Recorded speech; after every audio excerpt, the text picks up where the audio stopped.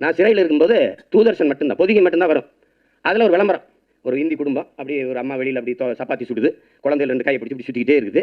அங்கே வந்து கிராம பஞ்சாயத்து ராஜ் வேலை திட்டத்தில் சேருங்கள், 100 ரூபாயை சம்பளமாக பெற்று அதை வங்கியில் சேமித்து பணக்காராயிருங்கள். உலகத்துல இப்படி ஒரு பைத்தியக்காரன், 100 ரூபாயை கொண்டு வங்கியில போட்டு நாங்கள் பணக்காராயிருங்கள், நாங்கள் பல ஆயிரம் கோடி கொள்ளையடித்து ஏழையாகிறோம். எப்படிப்பட்ட ஒரு தேசம்!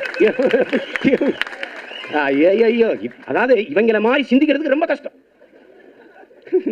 மூளையே இல்லாதவங்க கூட சிந்திக்க முடியாது இப்படி. ஆனா மூளை இருக்கிறவன் சிந்திக்கிறான், அதான் பெரிய கொடுமை. கவலைப்பட ஆள் இல்ல. இங்க ஆடு மாடு வளர்க்குறது ரொம்ப அசிங்கம். ஆனா பால், நெய், தயிர் சாப்பிடுறது ரொம்ப பிடிக்குது. அது எங்க இருந்து வரும்? குழாயில வந்துருதா? வாரானா அப்படி அவருக்கு குடும்பத்துக்கு அழகான மருமக வரணும். ஆனா பொம்பளை பிள்ளை பெற்றக்கூடாது. ஏன்னா இது ஒரு மனநோய் தவிர வேற என்ன சொல்ல முடியும் சொல்லுங்க? வெளியேறுங்க, எல்லாத்தையும் விட்டு வெளியேறுங்க. ஆனா நாங்க விட்டுட்டு போறதா இல்ல ராஜா, நாங்க விட்டு போறதா இல்ல. நெப்போலியன் என்ன கற்பிக்கிறான்னா, இந்த உலகத்தில் நடக்கிற கெட்டதுக்கெல்லாம் அதை செய்யறவன் மட்டும் காரணம் இல்ல, அதை தடுக்காம வேடிக்கை பார்த்துக்கிட்டு இருக்கிற நல்லவனும் காரணங்கிறாங்க. அப்படிதான் இங்க நிறைய பேர், நமக்கு எதுக்கு பிரச்சனை, நமக்கு எதுக்கு பிரச்சனை, இதாண்டா நாட்டுக்கே பிரச்சனை, அதை விளங்கிக்கிறது இல்லை. இப்போ என்னையவே கோயிலுக்கு நேர்ந்து விட்ட காலம் மாதிரி அவன் பார்த்துப்பான், அவன் பார்த்துப்பான். எங்கேயாவது ஒரு பிரச்சனை, ஏன் இங்கே சீமா இதுக்கு பேச மாட்டார், உனக்கு வாயில் என்ன புண்ணா, உனக்கு என்ன பிரச்சனை? ஒருத்தெல்லாம் ராத்திரியில் ஏதோ டாஸ்மார்க் பாஸ்மார்க் வாங்கி வந்துருப்பாம இருக்கு, அலைபேசியை போட்டுறான். ஏன் நீ இறங்கி இந்த கூவத்தில் சுத்தம் பண்ண மாட்டியா? அண்ணா இது ஒரு பிரச்சனை, இதுக்கு ஒரு குரல் கொடுத்து விடுனே. என்னடா டப்பிங் ஆர்டிஸ்டாடா? அவனுக்கு ஏதோ நினைச்சிட்டாம இருக்கு. ஒரு கோயில் இருக்கும், அது போறவரெல்லாம் உண்டியில் போட்டு நான் நல்லபடியாக போகிறேன், எனக்கு இது பண்ணி விட்டுரு போகிறவன். அவர் வந்து எம்ப்ளாய்மெண்ட் எக்ஸ்சேஞ்ச் வச்சிருக்க மாதிரி, அது மாதிரி ஒரு கொடுமையை நிகழ்ந்து கொண்டு இருக்குது. ராஜா இது ஏன் வேலை இல்லை ராஜா, ஒவ்வொருத்தரோட வேலை ராஜா. அது ஒரு ஆள் வென்று முடிக்கக்கூடிய காரியம் இல்லை, இது ஒவ்வொருத்தரும் சேர்ந்து இணைந்து வென்று முடிக்க வேண்டிய வேலை இது. என் தாத்தன் எனக்கு மலையை வச்சுட்டு போனான், எனக்கு காடுகள் அப்படியே வச்சுட்டு போனான், அருவி, ஆறு, ஏரி, குளம், குட்டை, கண்மாய், கிணறு எல்லாத்தையும் வச்சுட்டு போனான். ஆனால் இப்போ எதுவும் இல்லை. நீங்கள் உங்கள் பிள்ளைகளுக்கு எதை வச்சுட்டு போகிறீங்கன்னு இதை பின்னாடி போய் இரவில் நல்லா யோசிச்சு பாருங்க. ஒருத்தர் சொல்லிட்டே இருக்கானே, அது ஏன் சொல்கிறேன் அப்படின்னு. எல்லாம் செத்துருச்சு, சிட்டுக்குருவி செத்துருச்சு, காக்கை செத்துருச்சு, மைனா செத்துருச்சு, வவா செத்துருச்சு. நான் வந்து ஒரு 4 வருஷத்துக்கு முன்னாடி பேசினேன். காக்கை செத்துருச்சுன்னா உயிர் பெருக்க இருக்காது, அதனால பல்லுயிர் பெருக்க இருக்காது, உயிர் சூழல் இருக்காது, சுற்றுச்சூழல் பாதிக்கப்படும், அப்போ உணவு உற்பத்தி இருக்காது. ஒரு காக்கைக்கு, ஒரு சிட்டுக்குருவிக்கு, ஒரு தேனீக்கு, ஒரு பட்டாம்பூச்சிக்கு இதெல்லாம் நம்ம புரிதல் இல்லை. தேனீக்கள், வண்டுகள், பூச்சிகள், வண்ணத்து பூச்சிகள் இல்லை என்றால் எந்த செடியும் பூக்கும் காய்க்காது. இந்த உயிரியல் உண்மையை நாம் விளங்கிக் கொள்ளணும்.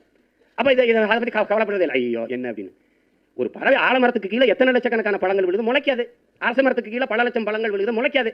அப்போ எப்போது முளைக்கும்? இந்த பறவைகள் உணவா சாப்பிட்டு கறிவா போட்டாதான் முளைக்கும். இது உயிரியல் சுழற்சி, இது அறிவியல் உண்மை. ஆனா இந்த பறவை செத்துருச்சுன்னா மரங்கள் இருக்காது, மரங்களுக்கு நான் சுவாசிக்க காற்று இருக்காது. அப்புறம் பங்கஜ கஸ்தூரியோட தான் நீ சுத்திட்டாலே இன்னும் கையில இப்படி வச்சுக்கிட்டு சொல்லுங்க வணக்கம், என்ன மூச்சு திணறது இருங்க அப்படின்னு. இந்த நிலைக்கு நீ போகக்கூடாது. மரங்கள் இல்லை என்றால் பூமிக்கு மழை இல்லை, மழை இல்லை என்றால் நீர் இல்லை, நீர் இல்லை என்றால் சோறு இல்லை, சோறு இல்லை என்றால் பிச்சை எடுத்து சத்து போ, அவ்வளவுதான் நடக்கும். இந்த உண்மையை உணர்த்துகிற படம் தான் இந்த தபம்ங்கிற படம். இது நிறைய செய்கிறாங்க. இப்போ எங்கள் அண்ணன் ஜன்னாதன் கூட தம்பி விஜய் செய்து வச்சு வேளாண்மை வலியுறுத்துற படம், என் தம்பி மணிகண்டன் கடைசி விவசாயின்னு ஒரு படம். படங்கள் இப்போ வேளாண்மை குறித்த விழிப்புணர்வு வருது.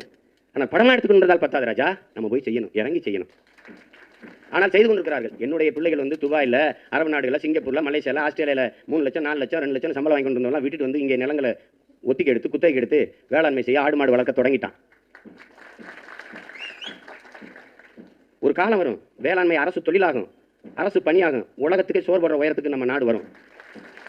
எழுதி வைத்துக் கொள்ளுங்கள், இன்னும் 20 ஆண்டுகளில் அல்லது 4 நூற்றாண்டுகளில் உலகத்தில் பெரும் பணக்காரன் தங்கம் வைத்திருப்பவனோ, வைரம் வைத்திருப்பவனோ, பெட்ரோல் வைத்திருப்பவனோ அல்ல, நீர் வைத்திருப்பவன், சோறு வைத்திருப்பவனே தான் இருப்பான். இதில் எந்த மாற்றம் உங்களுக்கு வேண்டியதில்லை. நீங்க வேணா ஒரு கால் எழுதி வைங்க. அன்னைக்கு ஒரு கமலா திரையரங்கில் ஒரு தவங்கிற படம் வெளியிட்டுள்ள ஒருத்தன் போயிட்டு இருந்தான், அது நடக்கும். இது சத்தியம். ஏன்னா நான் சத்தியத்தின் மகன், சத்தியம் தான் சொல்லுவேன்.